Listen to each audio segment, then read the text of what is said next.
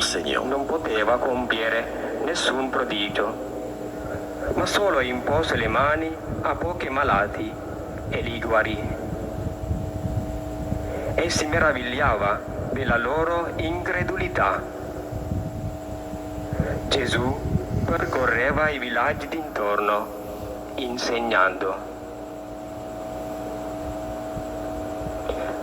Parola del Signore.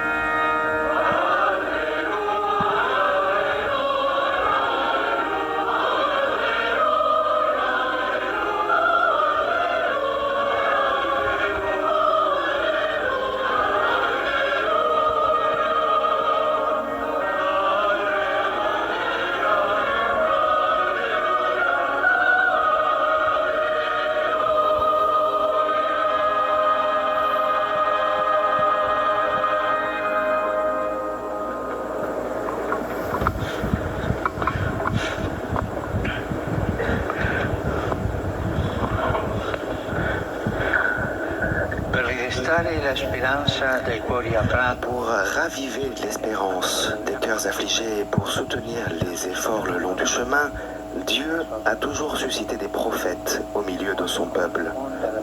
Cependant, comme nous le dit la première lecture d'aujourd'hui dans l'histoire d'Ézéchiel, ceux-ci, les prophètes, ont souvent trouvé un peuple rebelle, des fils au visage dur et au cœur obstiné, et eux, les prophètes, ont été rejetés. Jésus lui-même fait cette même expérience, comme les prophètes. Il revient à Nazareth, sa patrie, mais les gens avec lesquels il a grandi ne l'ont pas reconnu. Au contraire, il est même rejeté. Il est venu chez lui et les siens ne l'ont pas reçu. L'Évangile nous dit que Jésus fut même pour eux un sujet de scandale. Mais le mot scandale ne fait pas référence à quelque chose d'obscène ou indécent, comme nous utilisons ce mot aujourd'hui. Scandale signifie pierre d'achoppement, c'est-à-dire un obstacle, une entrave, quelque chose qui te bloque et t'empêche d'aller de l'avant. Alors, demandons-nous, quel est l'obstacle qui nous empêche de croire en Jésus? En écoutant les discours de ses compatriotes, nous constatons qu'il ne s'arrête qu'à son histoire terrestre, à ses origines familiales, et par conséquent, ils ne parviennent pas à expliquer comment du fils de Joseph le charpentier, c'est-à-dire quelqu'un d'ordinaire, a pu sortir autant de sagesse et même la capacité d'accomplir des prodiges. Le scandale, alors, c'est l'humanité de Jésus. L'obstacle qui empêche ces personnes de reconnaître la présence de Dieu en Jésus est dû au fait que lui est humain, qu'il est simplement le fils de Joseph, le charpentier. Comment est-il possible que Dieu, le Tout-Puissant, puisse se révéler dans la fragilité de la chair d'un homme?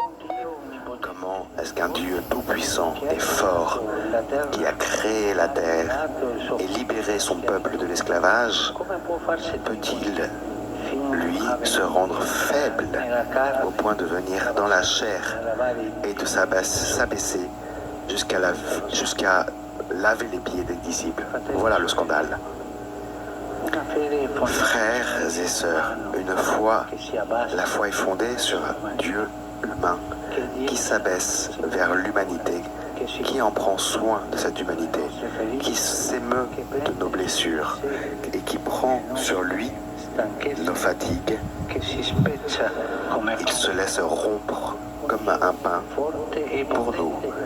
Un Dieu fort et puissant qui est à mes côtés et me satisfait en tout et attirant mais un Dieu faible, un Dieu qui meurt sur la croix par amour et qui me demande à moi aussi de dépasser chaque jour mon égoïsme et d'offrir ma vie pour le salut du monde. Ça, frères et sœurs, c'est un scandale. Et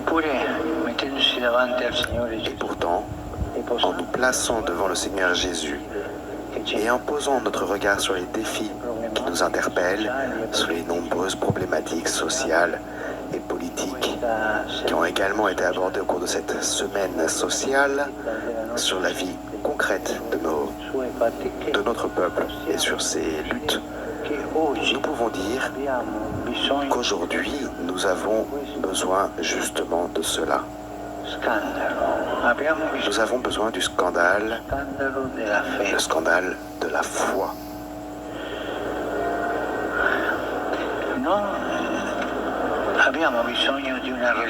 Nous n'avons pas besoin d'une religiosité refermée sur elle-même, qui lève les yeux vers le ciel sans se préoccuper de ce qui se passe sur terre et qui célèbre des liturgies dans le temple en oubliant la poussière qui s'écoule dans les rues.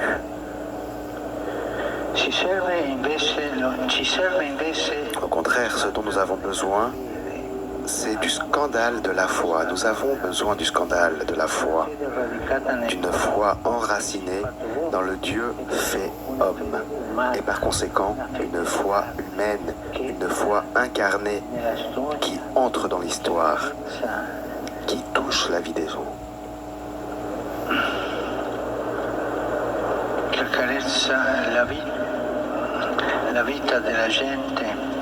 Qui est une caresse pour la vie des gens, qui guérit les cœurs brisés et qui devient un ferment d'espérance et les semences d'un monde nouveau.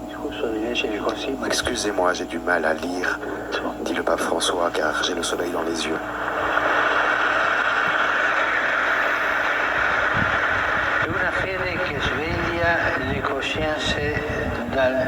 C'est une foi qui réveille les consciences de leur torpeur et qui met le doigt sur les blessures.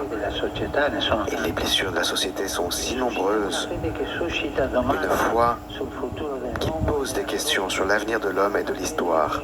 C'est une foi inquiète.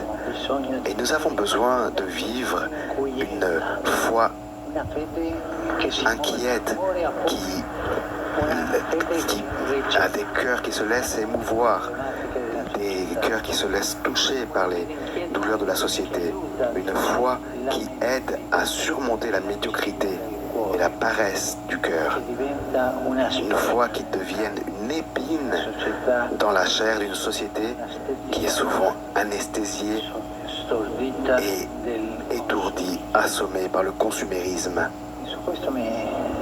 Et je souhaiterais m'arrêter sur ce point. Notre société est un peu anesthésiée, et un peu étourdie par le consumérisme. Est-ce que vous pensez à cela? Est-ce que le consumérisme est entré dans vos cœurs? Est-ce que vous avez conscience parfois d'avoir une volonté d'avoir toujours plus, devoir dépenser de l'argent? Le consumérisme est une plaie, c'est un cancer qui fait mal au cœur, qui te rend égoïste et qui te fait te regarder seulement toi-même. Frères et sœurs, nous avons besoin avant tout d'une foi qui dissipe, déjoue les calculs de l'égoïsme humain, d'une foi qui dénonce le mal, qui pointe du doigt l'injustice et qui dérange les intrigues de ceux qui, à l'ombre du pouvoir, jouent sur le dos des faibles. Combien il y en a, ça nous le savons bien. Des personnes qui utilisent la foi pour exploiter les gens. Ça, ce n'est pas de la foi.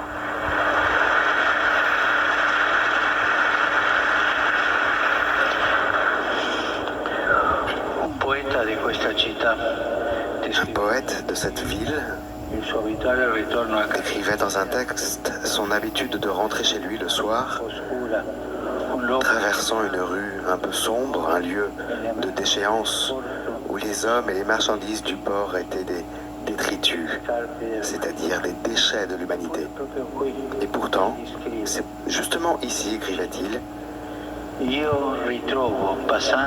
citation, je retrouve en passant l'infini dans l'humilité, car la prostituée et le marin, la femme querelleuse et le soldat sont tous des créatures de vie et de douleur.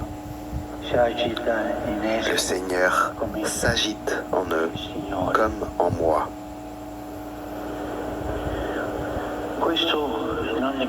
Et cela ne l'oublions pas. Dieu se cache dans les coins sombres de la vie de notre ville. Est-ce que vous y avez pensé?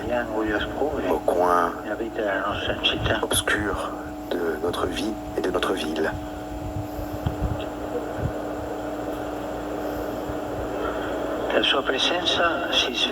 La présence du Seigneur se révèle précisément dans les visages creusés par la souffrance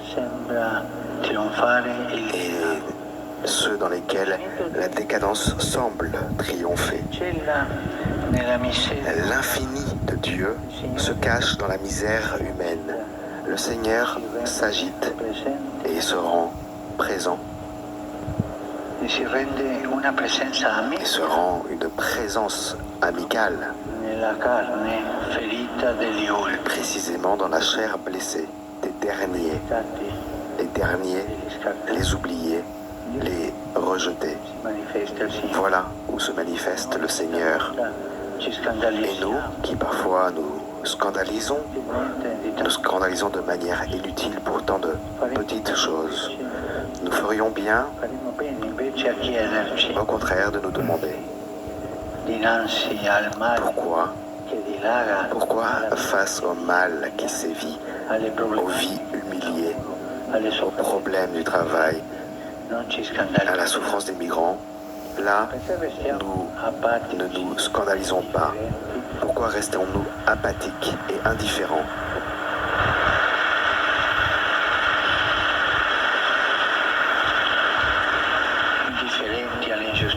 Indifférents aux injustices du monde.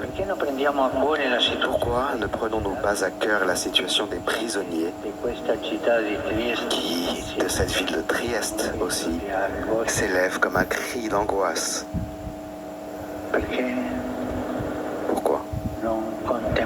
Pourquoi ne contemplons-nous pas les misères, les douleurs et le rejet de tant de personnes dans nos villes? Nous avons peur. Nous avons peur d'y rencontrer le Christ.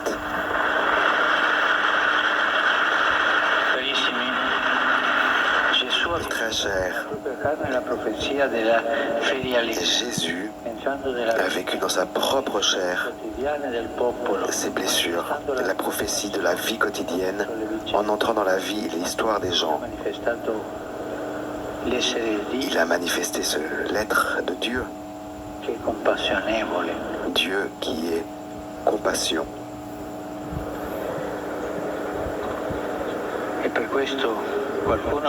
Et c'est pour cela que certains ont été scandalisés. Il est devenu un obstacle. Il a été rejeté au point d'être jugé, condamné, mais il est resté fidèle à sa mission. Il ne s'est pas caché derrière l'ambiguïté. Il ne s'est pas accommodé des logiques du pouvoir politique et religieux. Il a fait de sa vie une offrande d'amour au Père. Et ainsi, nous-mêmes chrétiens, nous sommes appelés à être prophètes et témoins du règne des cieux dans toutes les situations que nous vivons, en tout lieu et où que nous habitions. Frères et sœurs, depuis cette ville de Trieste, qui domine l'Europe, qui a été un carrefour de peuples et de cultures, nourrissons le rêve d'une nouvelle civilisation, fondée sur la paix et la fraternité. S'il vous plaît, ne nous scandalisons pas de Jésus, mais au contraire, indignons-nous de toutes ces situations dans lesquelles la vie est dégradée, blessée et tuée. Portons la prophétie dans l'Évangile, dans notre chair, avec nos choix et avec nos paroles. Il faut avoir cette cohérence entre les choix de vie et les mots. Et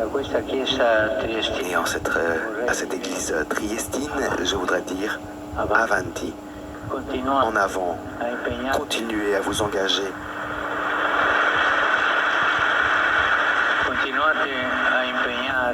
Continuez à vous engager en première ligne pour diffuser l'évangile de l'espérance, en particulier à ceux qui arrivent par la route des Balkans et à tous ceux qui, dans leur corps et leur esprit,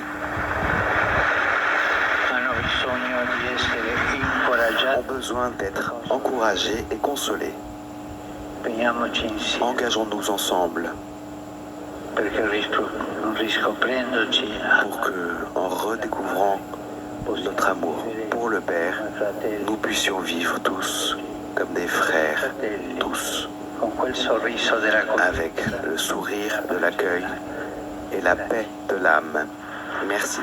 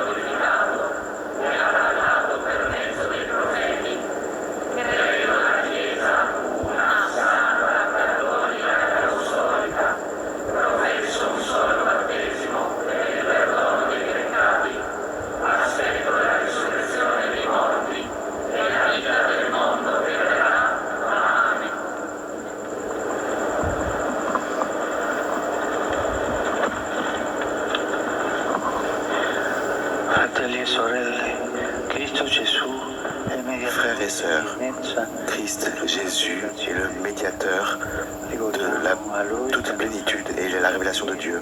Adressons-lui notre prière avec confiance afin qu'il ouvre notre cœur à la volonté du Seigneur, de Dieu qui a voulu partager notre humanité.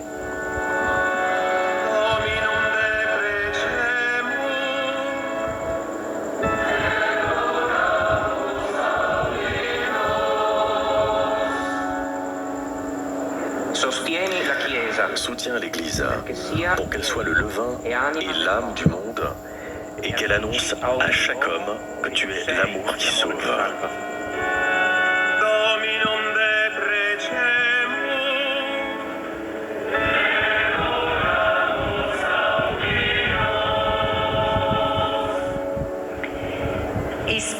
Inspire notre pape François et nos évêques afin qu'ils édifient le troupeau par la parole et l'exemple et qu'ils soient témoins de l'Évangile avec authenticité et courage.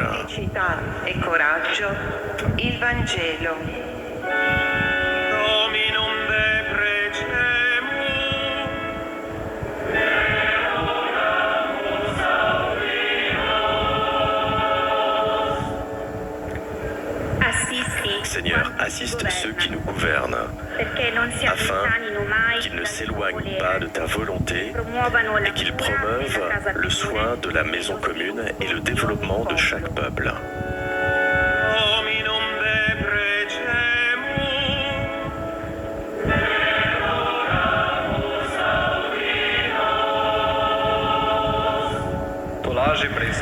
Conforte ceux qui sont dans l'épreuve, afin qu'ils puissent puiser le secours dans la Pâque et la consolation, et qu'ils reconnaissent chaque jour ta présence et ton amitié.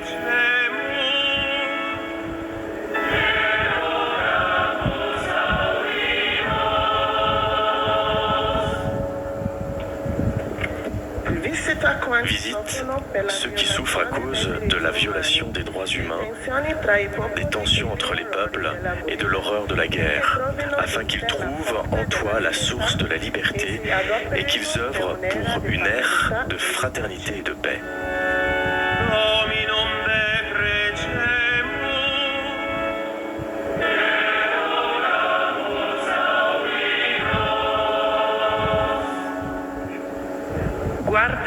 Seigneur, regarde-nous, nous qui sommes invités par ta parole, pour que nous puissions croître dans la collaboration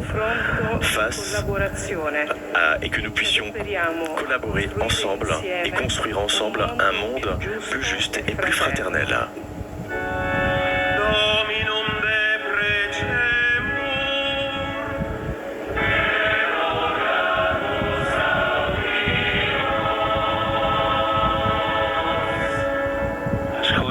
Écoute, Seigneur, les prières que l'Église t'adresse.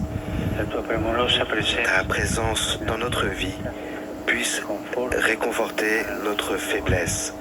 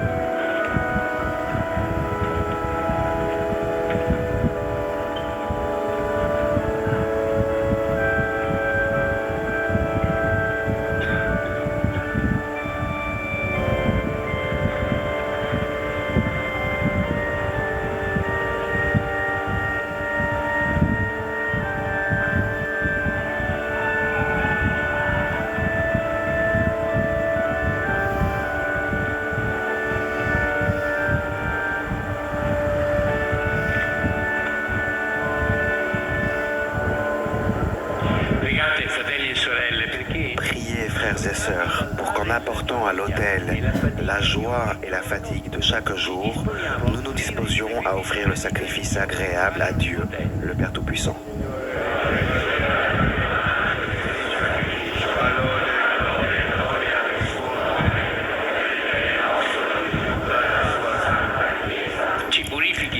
Puissions-nous être purifiés, Seigneur, par l'offrande consacrée à ton nom, qu'elle nous conduise de jour en jour à vivre de la vie du ciel. Per Cristo nostro Signore. Il Signore sia con voi. In alto i nostri cuori. E rendiamo grazie al Signore nostro Dio. È veramente una cosa buona e giusta, nostro dovere e fonte di salvezza, rendere grazie sempre e in ogni luogo a te, Signore, Padre Santo, Dio Onnipotente ed Eterno. Abbiamo riconosciuto il segno della tua immensa gloria quando hai mandato